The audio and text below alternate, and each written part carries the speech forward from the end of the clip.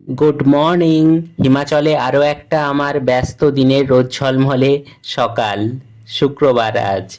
আর কাল রাতে প্রচণ্ড ঝড় হয়েছে। বৃষ্টি হয়নি, কিন্তু ঝড় প্রচণ্ড হয়েছে।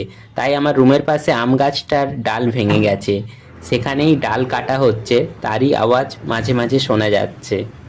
আর এই রোদ ঝলমলে ব্যস্ত সকালগুলো এখন আমি খুব এনজয় করি। যখন আমি রেডি হয়ে বেরোচ্ছিলাম তখন হিমাচলের এই কিউট বন্ধু ব্রাউনি আমার সামনে এসে গিয়েছিল। অ্যাকচুয়ালি র্যান্ডামলি ভিডিও ক্লিক করে সেগুলোকে জুড়ে ভিডিও বানাতে গেলে এই রকমই হয়। কিন্তু এই ভিডিওর মাধ্যমে যে কথাগুলো আমি বলি সেগুলো আমার মনেরই কথা।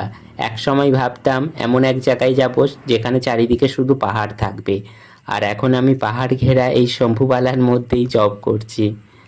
রোদ ঝলমলে সকাল হলেও গরমের ভাবটা অনেকটাই কম।